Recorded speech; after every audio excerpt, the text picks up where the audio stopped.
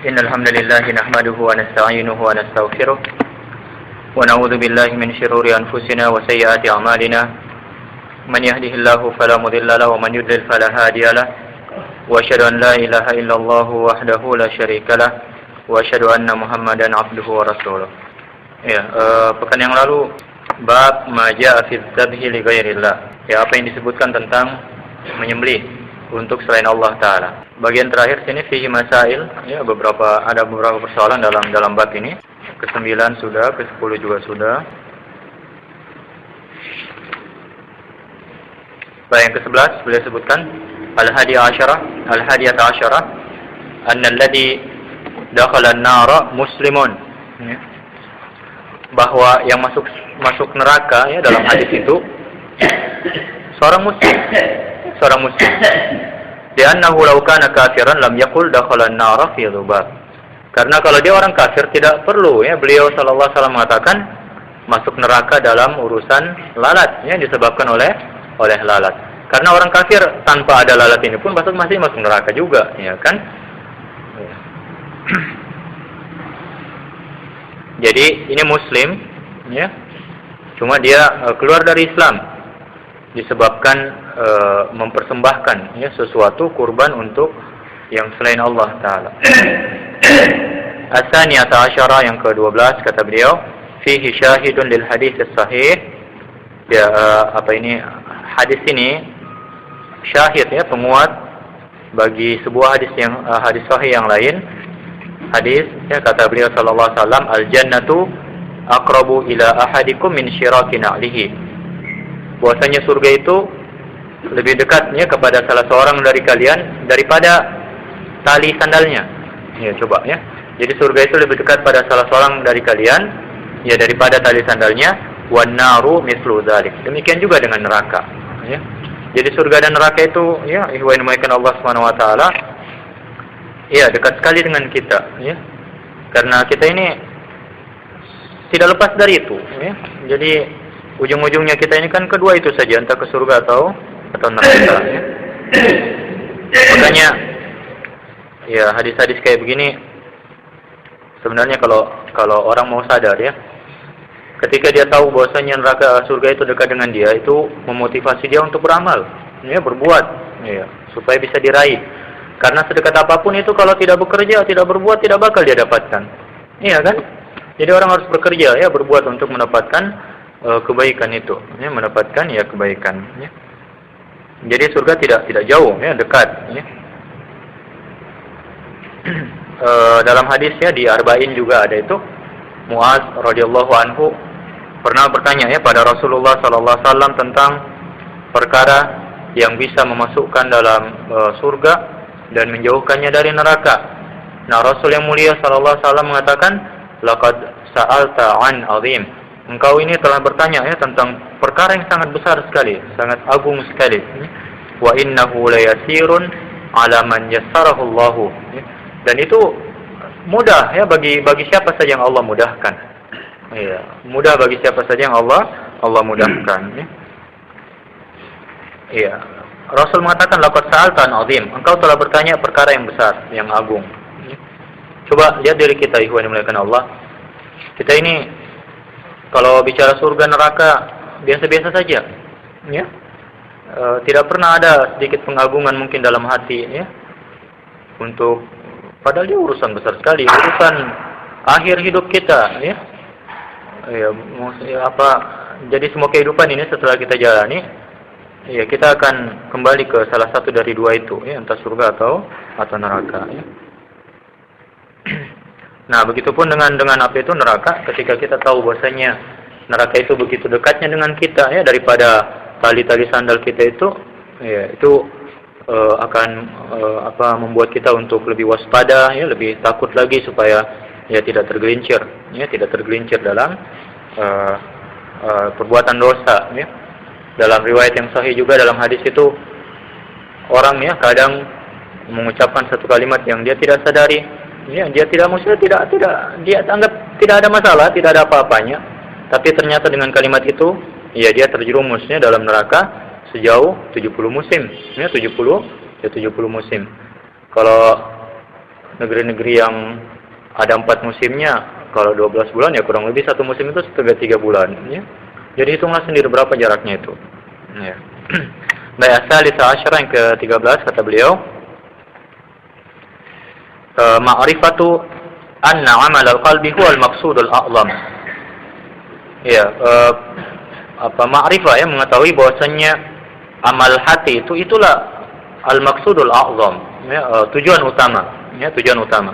Hatta 'inda 'abadatil awthan, ya, sampai bahkan di sisinya para penyembah berhala, ya, para penyembah ya berhala.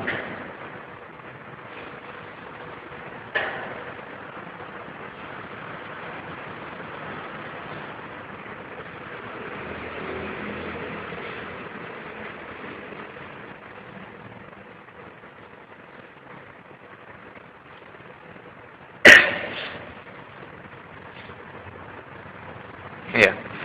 Ini yang ke-13 ini, poin ke-13 dengan yang sebelumnya yang ke-12. Ya, atau yang sebelumnya lah, 2 poin sebelumnya itu beda ya, karena beliau di poin ke-13 ini berbicara tentang amal hati, ya, perbuatan hati. Sementara yang sebelumnya beliau berbicara tentang amal zahir, ya, amal zahir. Ini penekanannya yang ke-13 ini, ya, beliau tekankan ke persoalan hati, ya, persoalan hati. Kita tidak bisa sepelekan 2 hal ini, ya, amal zahir dengan amalnya hati. Tapi yang paling inti, ya, persoalan yang paling besar dalam urusan kita ini, manusia ini, yang berkait dengan hati, ya, yang berkait dengan hati.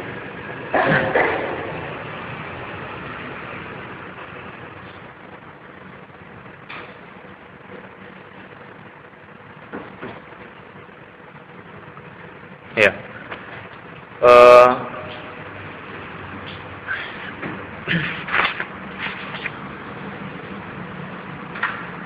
Pastinya sekali lagi tidak bisa dilepaskan, ya, cuma ya hati yang lebih penting, ya, lebih penting. Cuma tidak boleh kita beralasan bahwasanya hati kita bersih kemudian lahir kita jauh, ya, dari kebaikan yang diklaim dalam hati tadi, ya. Karena ikhwan yang dimuliakan Allah Subhanahu wa taala, seorang muslim ketika hatinya itu bersih, ya, baik, tunduk pada Allah taala, itu akan nampak, ya, dalam, ya, penampilan zahirnya, ya, dalam amalan hariannya, ya, dalam, ya, amalan lahirnya, ya. Jadi jangan ada yang berkata, ya, tidak apa-apa, ya, misalkan seorang wanita, tidak apa-apa saya tidak berjilbab, yang penting hati saya baik. Ya, bagaimana itu? Ya. Justru dengan tidak berjilbabnya dia membangkang sama Allah dan Rasulnya, ya, sallallahu alaihi wasallam, ya. Jadi di mana kebaikan itu? Ya. Ya, kebaikan itu dalam ketaatannya pada Allah dan Rasulnya, ya, sallallahu alaihi wasallam. Sama, ya, orang bilang tidak apa-apa saya tidak sholat, yang penting hati saya baik. Nah, tidak betul itu, ya. Ya, jadi yang paling pentingnya itu hati dulu, kita perbaiki hati itu. Karena begini, kalau misalkan orang dipaksa untuk mengucapkan kekafiran misalkan, jangan dia ucapkan itu dengan lisannya, tapi hatinya selamat, ya, dia selamat dari kekafiran itu, ya. Jadi pentingnya yang amalan hati itu, ya, pentingnya menjaga hati itu.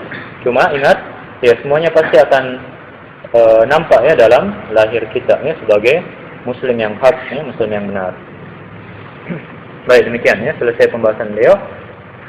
Bab berikutnya,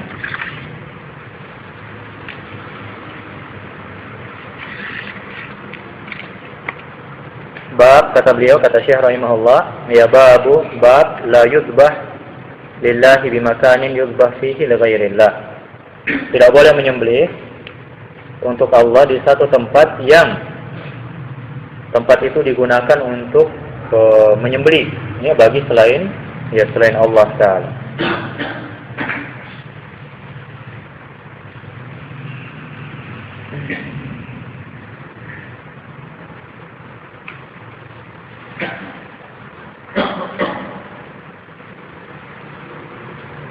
Ya, jadi babnya tidak boleh menyembelih untuk Allah di tempat yang digunakan untuk menyembelih yang selain Allah taala.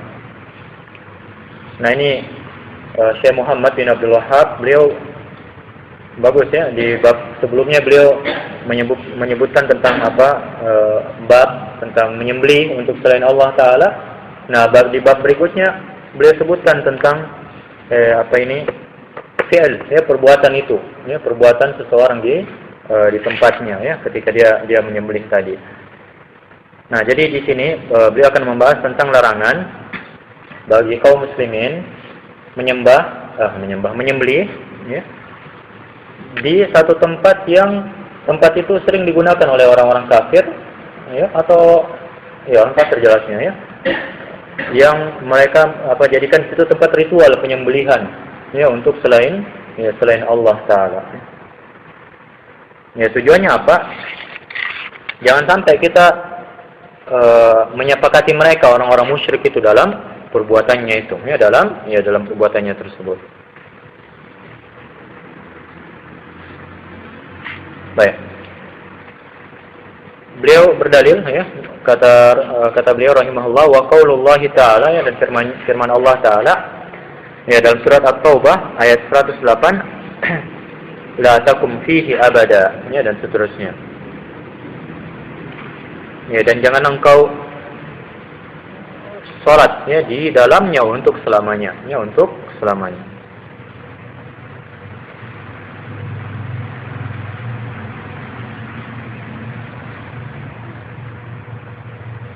Ayat ini ayat 108, ya.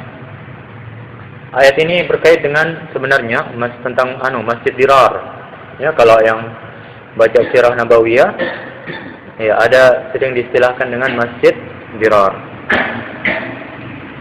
Tapi ya, yang perlu dipahami, masjidnya itu tidak pernah disebut Masjid Dirar, mengerti? Jadi bukan seperti ini Masjid Al-Haq, ya, masjid apa begitu, bukan, ya. Itu istilah saja, ya, yang Allah sebutkan dalam Al-Quran. Kemudian orang sering-sering namakan itu Masjid Dirar, ya. Jadi bukan nama masjid, ya, bukan nama masjid, ya. Baik. Dalam ayat sebelumnya itu, dalam ayat 107, Allah Ta'ala mengatakan, walladzina ittakhadhu masjidan dirara wa kufran wa tafriqan bainal mu'minina wa irsadan liman haraballahu wa rasulahu, ya, dan seterusnya. Ya, dan orang-orang yang menjadikan masjid itu, ya, Masjid Dirar, ya, yang membahayakan, ya, wa kufran kekafiran, wa tafriqan bainal mu'minin, kemudian memecah belah, ya, antara orang-orang mukmin, wa irsadan liman haraballahu wa rasuluhu, ya, wa rasulahu, ya, dan sebagai irsad, sebagai tempat untuk memata-matai, ya, dalam memerangi Allah dan Rasulnya. Ini tujuan mereka, orang-orang munafik itu, ya, membangunkan masjid ini. Ya, mereka membangun masjid ini sebagai masjid tandingan, ya, masjid tandingan. Tandingan yang dimaksud ini Masjid Quba, ya, mereka ingin menandingi itu. Kemudian mereka gunakan, ya, sebagai sarana untuk kufur kepada Allah Ta'ala. Masjid, tapi di situ syiar-syiar kekafiran yang mereka tegakkan karena ingin memerangi Allah dan Rasulnya Sallallahu Alaihi Wasallam, ya. Jadi tidak usah tertipu. Tidak selamanya kalau disebut masjid kemudian dia masjidnya orang-orang mukmin, ya. Orang-orang Ahmadiyah itu pun tempat ibadahnya mereka sebut masjid, ya, sama dengan punya kita. Tapi ingat, ya, itu bukan tempat ibadah, ya, kepada Allah Taala, ya, itu tempat, ya, kekufuran, ya. Allahumma musta'an. Ya, jadi tempat kekufuran, kemudian tempat untuk memecah belah, ya, orang-orang mukmin,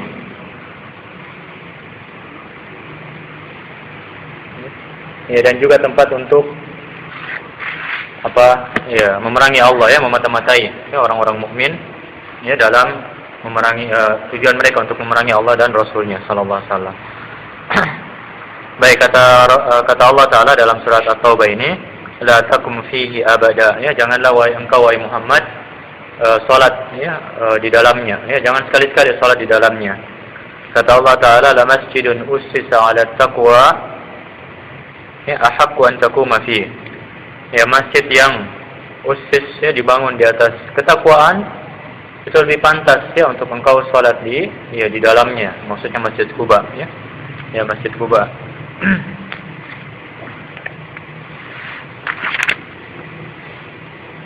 Ya. Di situ kata Allah, fihi rijalun yuhibbuna ayyatatahharu. Ya, di situ di Kuba itu orang-orang, ya, terdapat orang-orang yang suka, ya, bersuci, ya, suka, ya, bersuci. Wallahu yuhibbul mutahhirin, dan Allah menyukai orang-orang yang bersuci, ya, orang-orang yang bersuci. Baik, ini dalil pertama yang kita sebutkan. Apa kaitannya dengan pembahasan kita? Ya, kurang lebih, ya, dari sisi penggunaan, ya, masjid tadi itu, tempat tadi itu untuk apa, ya. Jadi kalau ada tempat-tempat yang digunakan untuk ritual-ritual kekafiran, ya, kemusyrikan, ya, terhadap Allah Ta'ala, pembangkangan terhadap Allah Ta'ala, ya, jangan pernah beribadah di situ, ya, jangan pernah, ya, beribadah di situ, ya. Terlarang, ya, kita untuk beribadah di tempat tersebut. Makanya tidak boleh, ya, seorang muslim misalkan sholat, ya, dengan sengaja-sengaja sholat di tempat ibadahnya agama lain. Haram hukumnya itu, ya. Iya. Jadi tidak boleh kita, ya, sholat di tempat orang-orang kafir itu, ya. Allahumma kecuali dalam kondisi tertentu, tidak ada tempat lain mungkin, ya. Iya, silakan saja boleh, tapi dengan syarat dibersihkan dulu dari gambar-gambar, ya, patung-patung dan yang semacamnya, ya. Jadi dibolehkan, maksudnya boleh sholat dalam kondisi itu, ya, dalam kondisi itu. Tapi kalau tujuannya itu untuk takrib, ya, pendekatan antar agama, ya, seperti yang sering didengung-dengungkan oleh kaum pluralis, ya, dan sebagainya, yaitu haram, ya, hukumnya.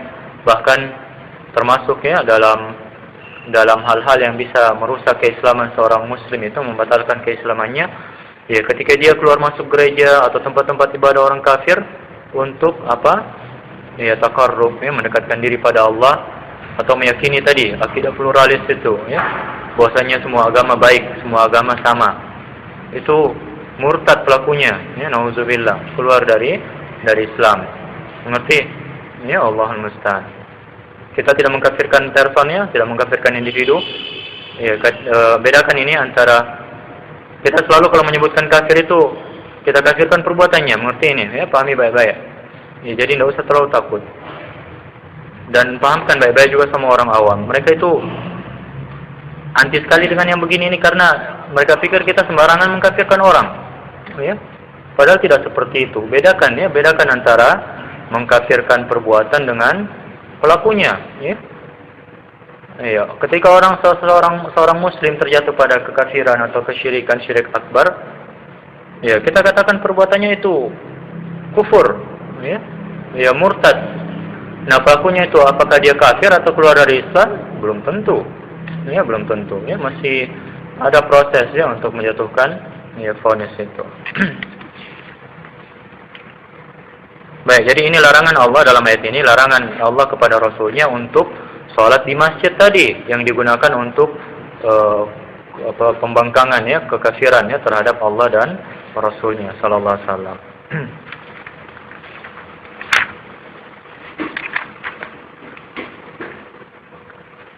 Baik, hadis berikutnya.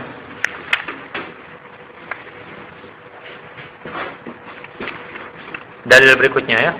Kalau beliau berdalil dengan ayat tadi, sekarang dari hadis kata Syekh Muhammad bin Abdul Wahhab, wa an Thabit ibn ad-Dahhak radhiyallahu anhu.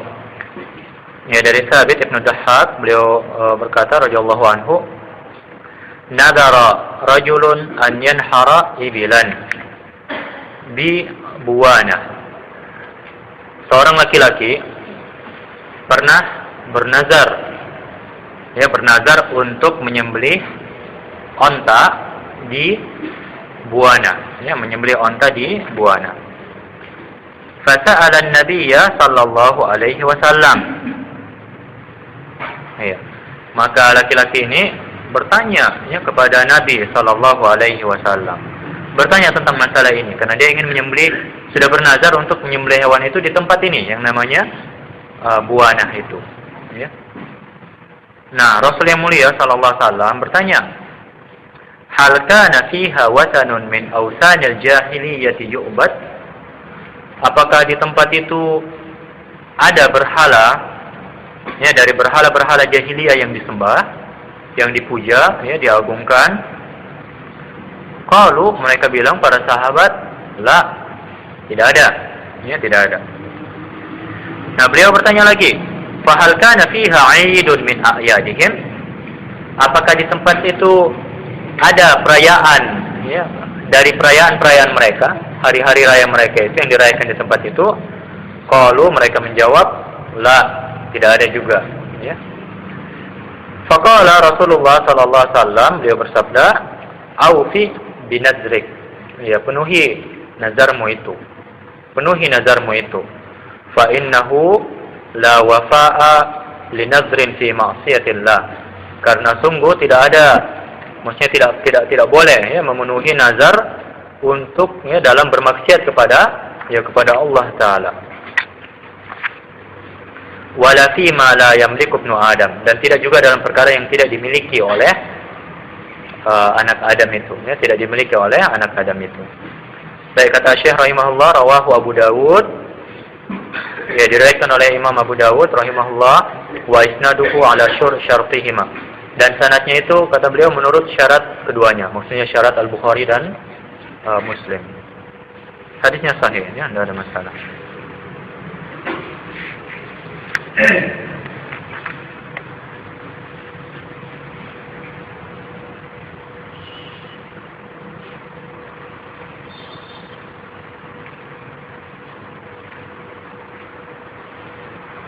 Ya. Kalau nazar, saya rasa semua sudah paham, ya, apa itu nazar, kan?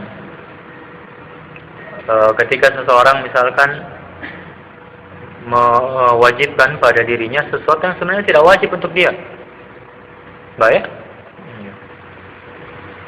Dia tidak punya kewajiban secara langsung dengan itu, tapi dia wajibkan dirinya. Misalkan, ya, kalau lamaran saya diterima, saya akan puasa 1 bulan, ya, misalkan, tidak ada yang mau, ya. Ya. Nah, itu nazar. Hukum asalnya kan dia tidak ada kewajiban puasanya untuk hal seperti itu. Tapi ketika dia meniatkan, ya, sesuatu itu atas nama Allah, ya, untuk dirinya, ya, itu menjadi wajib buat dia. Ini menjadi wajib, ya, buat dia.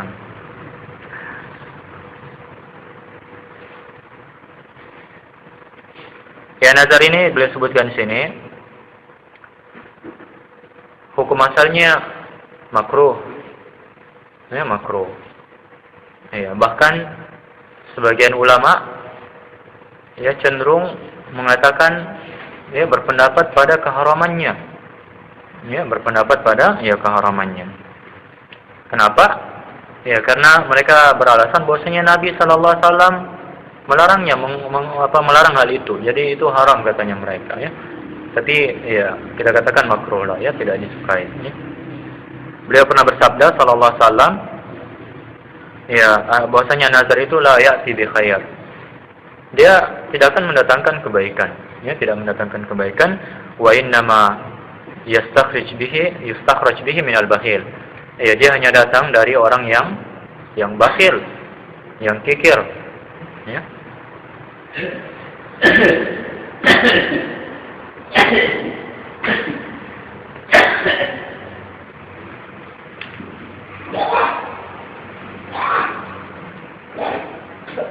Baik, jelas itu?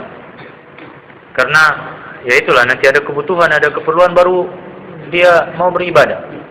Itu pun sebenarnya terpaksa, ya. Betul kan? Pas sudah dapat hajatnya, minta fatwa sana sini untuk bisa lepas dari itu. Ya, Allahul musta'an, ya. Baik. Makanya jangan mudah bernazar, ya. Tapi kalau sudah bernazar harus dipenuhi. Karena nazar itu ibadah. Ya, nazar itu ibadah dan wajib, ya, dipenuhi. Ya, wajib dipenuhi. Baik. Nah, hadis ini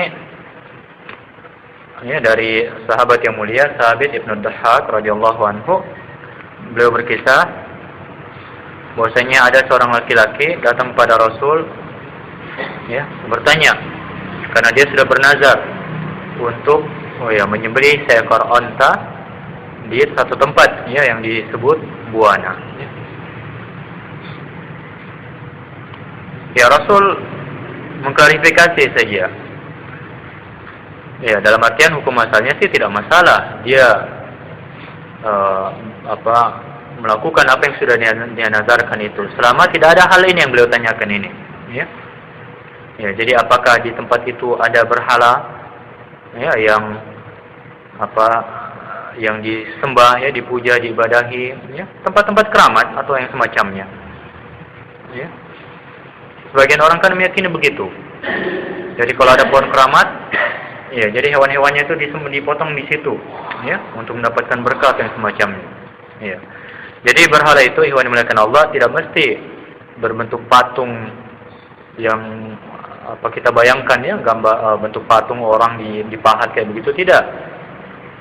Berhala ini apa saja, ya, hal-hal yang dikeramatkan, dipuja itu, entah itu dalam bentuk pohonkah atau hanya berupa batu saja, ya, ya, lautan, ya, dan yang semacamnya. Nah, ya, itu yang pertama. Jadi kalau tidak ada berhala seperti ini, ya boleh, tidak ada masalah. Kemudian yang kedua, ya, beliau menanyakan apakah di situ dijadikan tempat perayaan juga, ya. Jadi katakanlah tidak ada patung, tapi kalau sering didatangi tempat berkumpulnya mereka untuk merayakan sesuatu, ya, itu juga yang terlarang. Ya, Allahul musta'an. Ada yang seperti ini banyak, ya. Kalau di Hindu itu mereka mensucikan sekali Sungai Gangga di India, ya. Jadi setiap tahun ada perayaan di situ. Ya, itu sungai sucinya mereka, sungai paling suci di dunia menurut mereka, ya. Padahal tidak juga bersih dari limbah, ya. Memang Allahul musta'an, ya. Ada saja agama ini. Kalau pernah menonton film dokumenter, ya, di National Geographic, itu pemerintah pusing juga, ya, karena banyak juga limbah-limbah turun di situ, limbah-limbah pabrik, ya. Nah, jadi dilema ketika mereka akan merayakan perayaan tahunan itu, jutaan orang datang ke situ, ya, untuk merayakan perayaan itu, mandi di Sungai Gangga dan sebagainya. Jadi pemerintah dihadapkan pada problem ini, sungai mau digunakan sementara tidak steril airnya, ya. Ya, tidak, standar kesehatannya itu tidak cukup, ya, untuk kebaikan masyarakat tadi. Entahlah apakah betulan mereka bersihkan atau bagaimana. Jelasnya, ya, agama yang akal-akalan seperti itu tidak membawa kebaikan untuk mereka, ya, Allahumma musta'an. Baik, jadi kalau ini tidak ada, ya, Rasul mengatakan aufi binadri, ya, penuhi nazarmu itu, ya, penuhi nazarmu itu, ya. Kata beliau, fa innahu la wafa'a li nadrin fi ma'siyatillah. Tidak ada nazar, ya, dalam perkara bermaksiat kepada Allah Ta'ala. Jadi kalau ada yang bernazar untuk perkara yang maksiat, dia tidak boleh lakukan itu, ya, tidak boleh lakukan, ya. Demikian juga dalam perkara yang tidak dimiliki, ya, oleh anak Adam tersebut, ya. Baik, ini nanti insya Allah kita akan jelaskan lebih lanjut.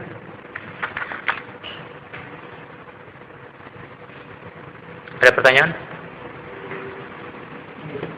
Ya, Ibrahim, ya, silakan. Sama kita, ya. Mana kita tidak boleh sholat kalau di semester, misalnya masjidnya Ahmadiyah, kan jelas memang dia bukan Islam tidak. Ya. Terus bagaimana dengan masjid Syiah, Ustaz? Kalau kita tidak tahu, dan juga masjidnya LDI, apakah tidaknya seperti kita? Dan dia menajiskan selain daripada kelompoknya, kalau tidak boleh sholat di situ. Iya. Masjid Syiah? Berarti akidahnya beda. Iya, pasti.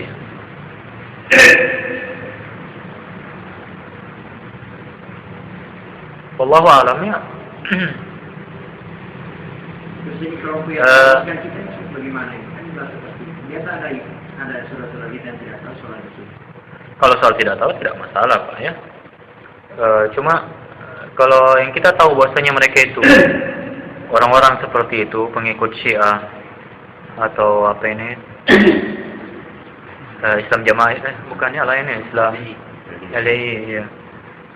Islam Jamaah itu, ya, namanya dulu Islam Jamaah. Mereka itu masuk dalam ahli bid'ah, ya, dalam ahli bid'ah. Dan kita dilarang sholat di belakangnya ahli bid'ah, ya. Apalagi kan masih banyak masjid sunnah, toh masjid-masjid yang lain. Jadi selama masih ada masjid itu kita tidak boleh Pak sholat di situ, ya. Kalau bid'ahnya itu bid'ah yang keras, ya tidak boleh sama sekali, haram hukumnya bahkan, ya. Kalau dalam kasus yang ringan-ringan saja bid'ahnya, ya kita. Tapi kalau kayak LDII berat juga sih bid'ahnya itu, ya, karena mengkafirkan kaum muslimin. Kemudian ya banyaklah kekeliruannya. Syiah pun begitu. Jadi tolong kalau memang tahu itu masjidnya mereka, jangan pernah sholat di situ. Ya, jangan pernah sholat di situ. Baik ya? Itu Pak. Ya. Tidak pernah dia sholat. Ya, alhamdulillah. Oke, masih ada? Silakan. Ya, silakan.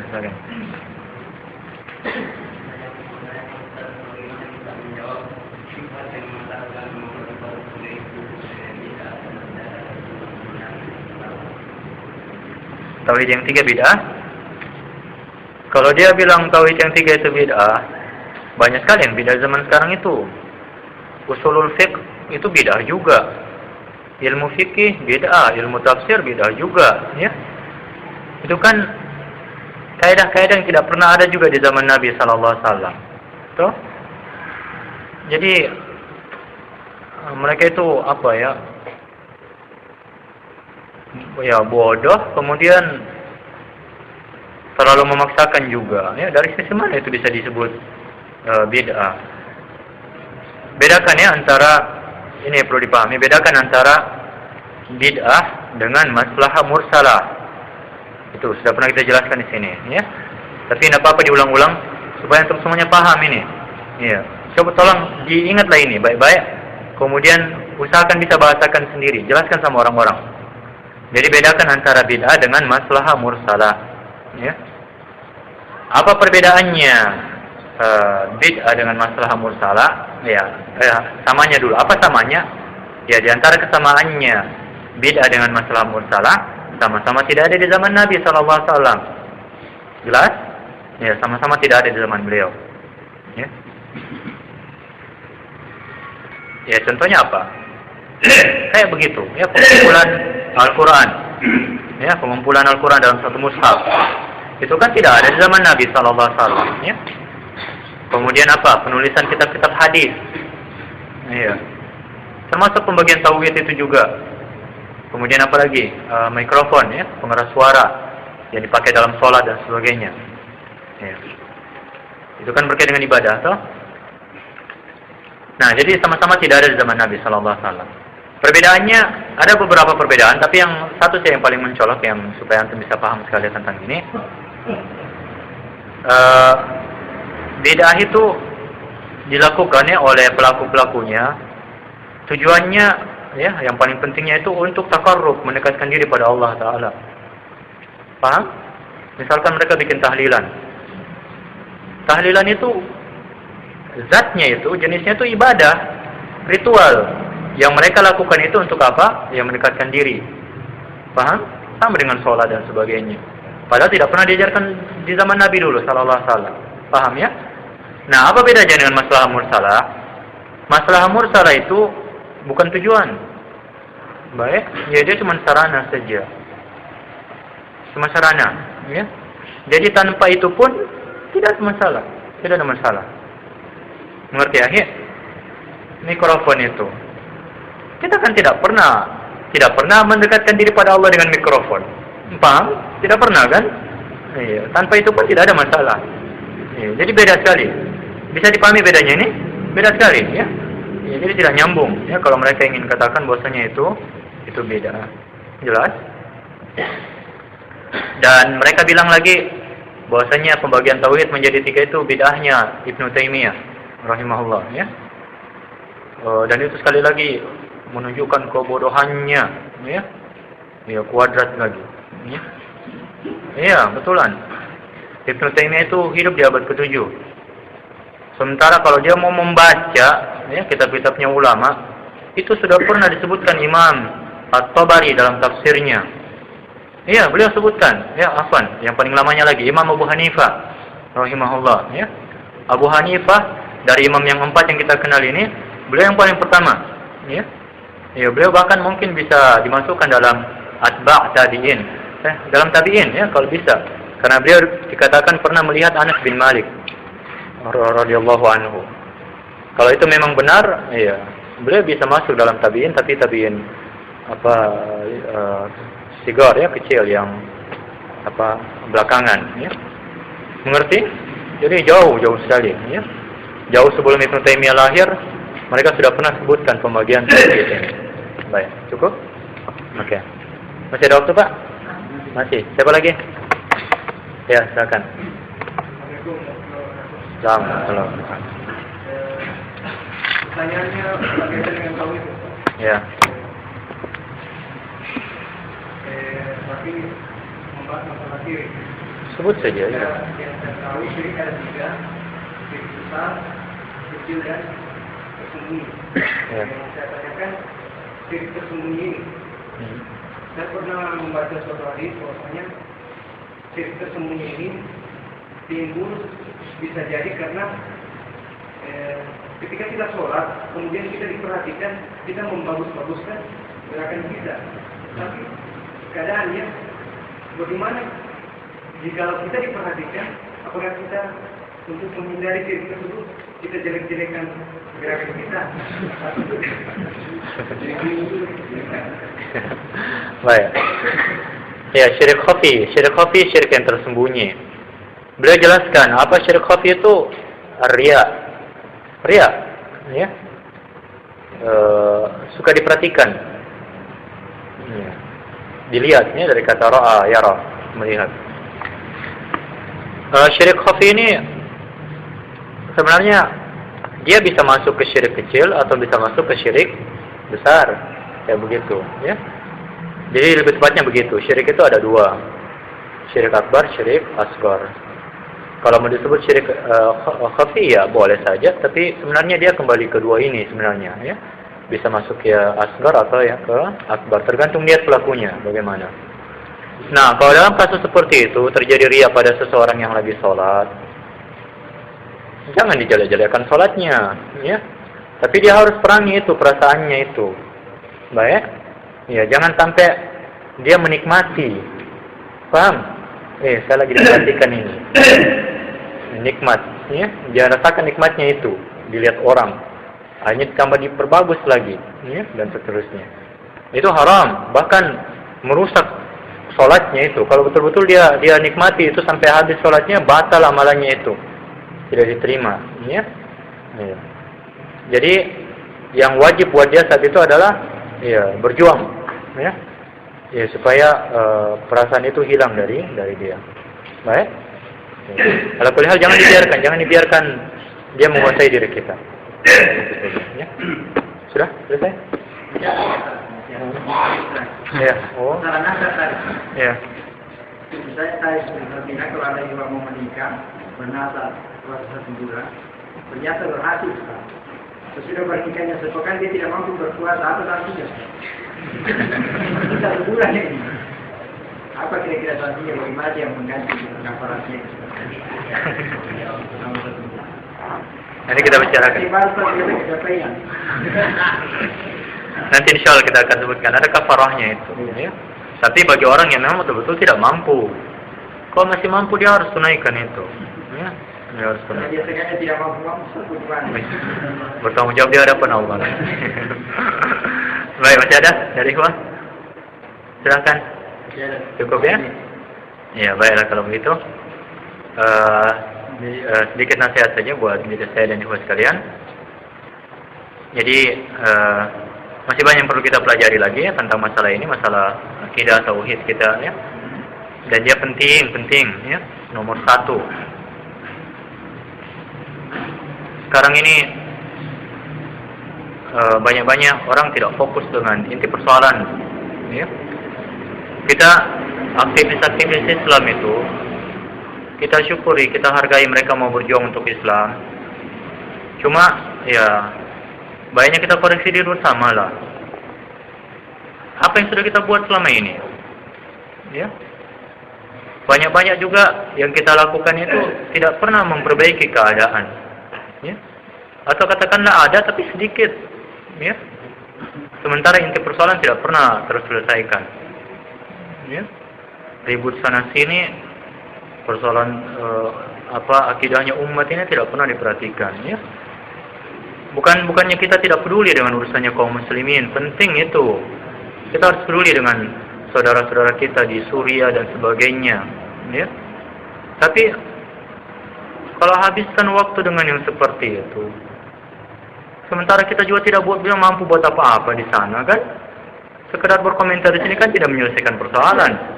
Marah-marah juga tidak menyelesaikan persoalan. Mengutuk juga tidak menyelesaikan persoalan, ya. Ya, jadi makanya tolong ya, berjuanglah dengan cerdas. Baik, berjuanglah dengan cerdas ya. Jangan habiskan energi kita itu, tenaga kita untuk sesuatu yang sebenarnya kita juga tidak mampu mau melakukannya, tidak bisa menghasilkan apa-apa, ya. Cuma stres saja dipikir. Sampai sekarang sebagian orang masih suka ributkan masalah Mesir. Paham? Ya. Padahal ya sudahlah, ya sudah ada pemerintah yang sah di sana berkuasa. Oke lah, zalim, tapi ya begitu kan, mau bagaimana lagi? Tidak bisa bikin apa-apa. Ya. Ya. Alangkah baiknya kalau dia berpikir positif saja misalkan. Itu kan terjadi karena ya militer yang tidak paham agama, kemudian sebagian besar masyarakat juga masih ada yang tidak paham Islam yang hak, bahkan dia takut dengan Islam yang benar itu. Ya. Ya, jadi ya, perbaikilah keadaan ya, dan itu perbaiki inti persoalan itu. Masyarakat awam kita yang perlu diselamatkan ini. Ya.